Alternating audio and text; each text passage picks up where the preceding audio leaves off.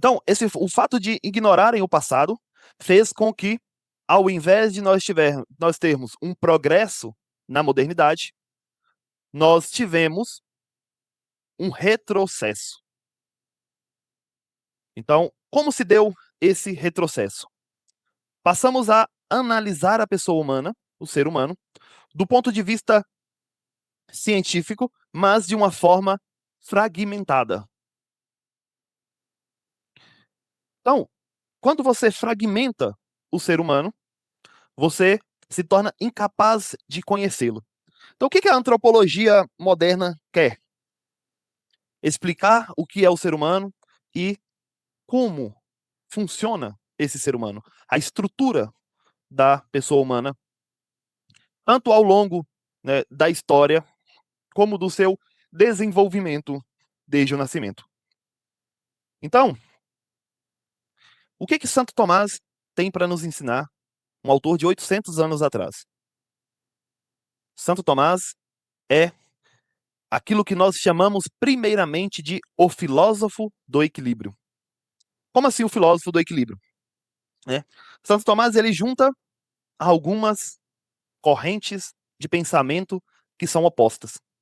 Então nós temos, por exemplo, de um lado, um fideísmo exagerado, em que coloca-se a fé acima da razão e como incapaz, e como a razão sendo incapaz de levar o homem à verdade.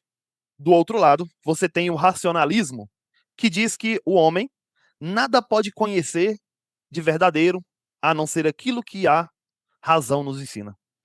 Então, o que Santo Tomás faz? Ele une razão e fé. Une em que sentido? Ele nos ensina que a fé e a razão, ambas criadas por Deus, não podem se contradizer. É o que nos diz João Paulo II na sua encíclica Fides et Ratio. O que ele nos diz nessa encíclica? Ele nos ensina que fé e razão são como que as duas asas pelas quais o espírito humano alça voo à verdade. Então, sendo ambas criadas por Deus, é impossível que possam se contradizer. Mas por que nós vemos que a razão, na modernidade, ela se contradiz tanto à fé? E a fé se contradiz tanto à razão? Por causa da perda da racionalidade da fé. Então, a fé cristã, desde o princípio lá dos padres da igreja, ela se colocou como a razão, como a fé verdadeira, como a razão verdadeira. Então, por isso que São João começa o evangelho dizendo que o Logos se fez carne, ou seja, a razão de tudo. O princípio racional de todo o cosmos, de toda a realidade, se fez carne. Então, o cristianismo, desde o início, já se colocou como a religião verdadeira, a religião que estava alicerçada na razão. Quando chega, né, lá no meados do século XVI, nós temos a Reforma Protestante, e a partir disso, um pouco já vinha bem antes, já com Guilherme de Ockham, né, que Lutero, como nós sabemos, é ockhamista. E por que nós estamos falando aqui de Lutero num curso de antropologia? Porque é aí que nasce essa perca da racionalidade da fé e a razão que, dentro de uma concepção totalmente errônea do que é a razão humana, se contradiz a fé.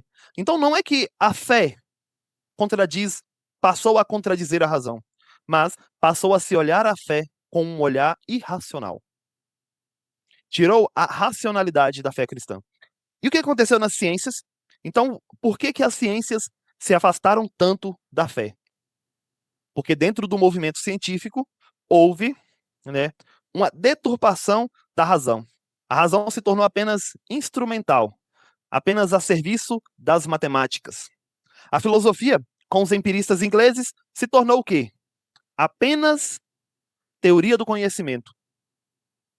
Então, tanto a filosofia perdeu a sua busca pelo ser, pelas causas primeiras e últimas da realidade, como também, né, a razão e a fé perderam totalmente as suas bases anteriores.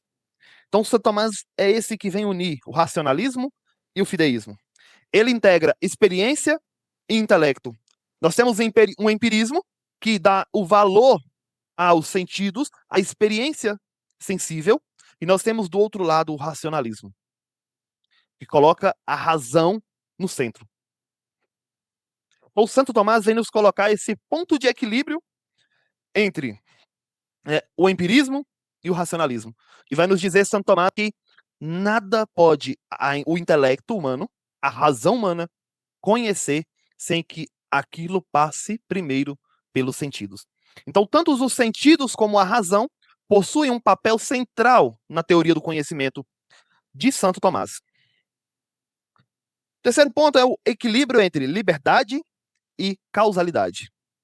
Então, Santo Tomás ele combate o determinismo, né, que diz que tudo está causalmente fixado.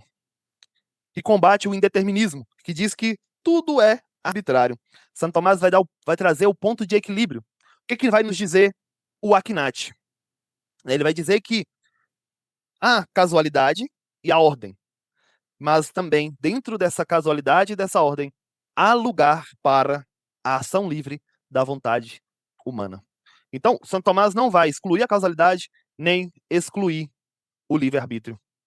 Ele vai trazer os dois para dentro do conhecimento do real.